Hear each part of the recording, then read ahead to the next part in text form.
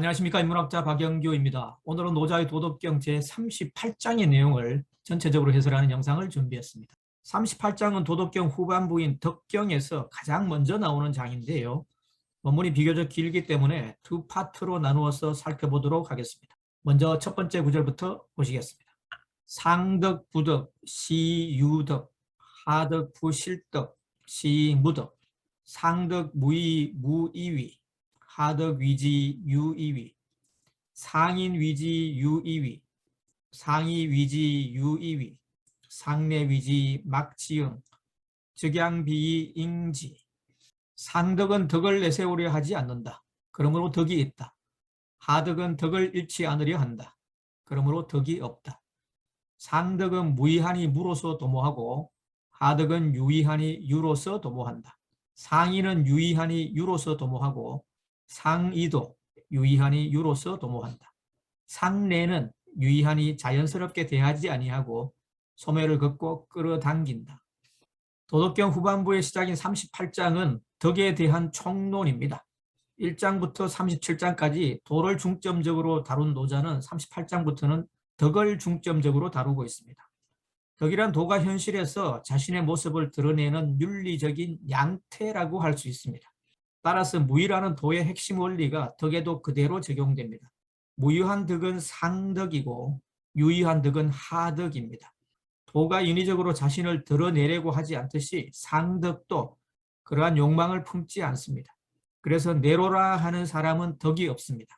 유교에서 강조하는 인, 의, 예도 하덕에 속합니다. 왜냐하면 이들 모두는 유의한 도덕률이기 때문입니다. 사람의 소멸을 끌어당기면서 예를 차리려는 사람은 상대에게 심리적인 부담을 줍니다. 따라서 그것은 상덕의 범주에 들 수가 없습니다. 나머지 구절을 마저 보시겠습니다.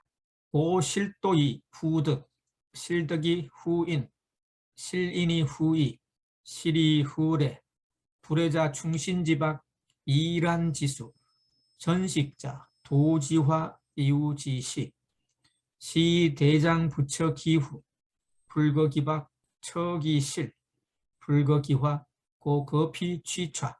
도를 이룬 후 덕이 나타나고 덕을 이룬 후 인이 나타나고 인을 이룬 후 의가 나타나고 의를 이룬 후 예가 나타난다. 예라고 하는 것은 충성과 신의의 얄팍한 껍질이며 혼란의 우두머리이다.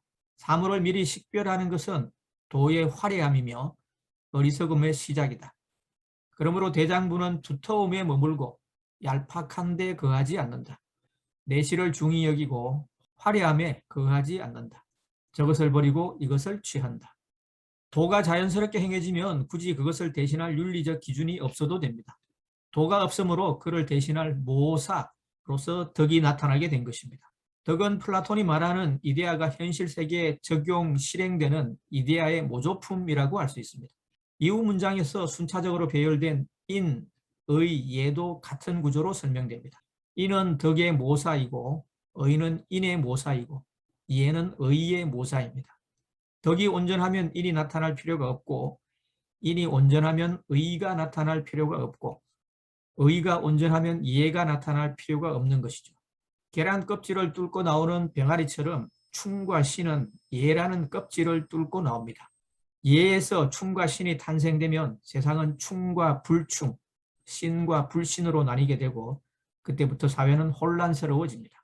그래서 예를 충과 신의 얄팍한 껍질이고 혼란의 우두머리라고 했습니다.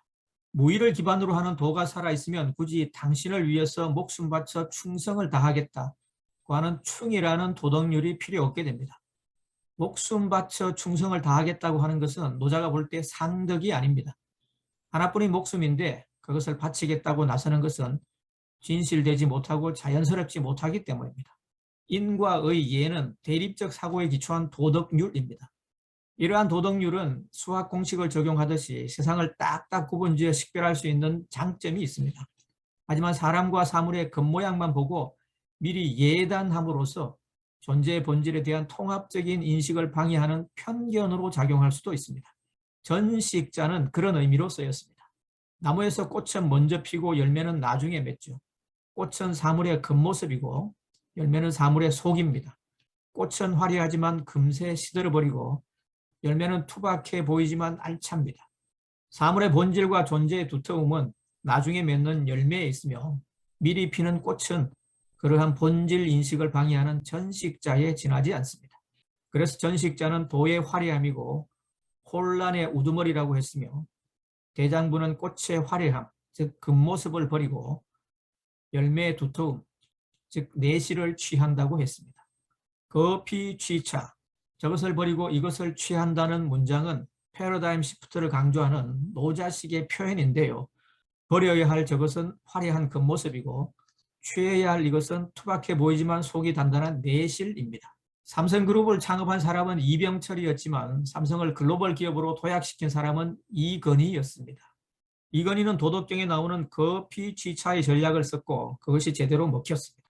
1993년 취임 6년째를 맞은 이건희 회장은 그룹의 핵심 경영진을 독일 프랑크푸르트 캠핀스키 호텔로 모이게 했습니다.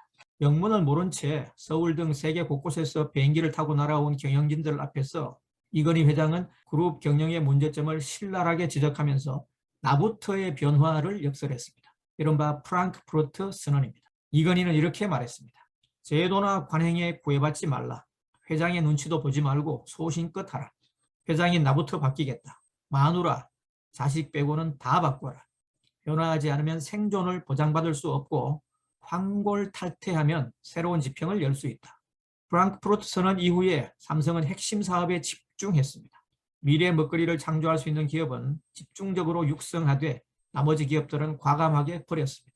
비본질적인 사업에서는 손을 떼고 본질적인 사업에만 치중한 것이죠. 이러한 거피취차의 전략이 오늘날의 삼성을 만들었습니다. 영상이 도움이 되셨다면 좋아요, 구독 버튼을 꾹 눌러주시면 다음 영상을 제작하는 데 큰 힘이 되겠습니다. 경청해 주셔서 감사합니다.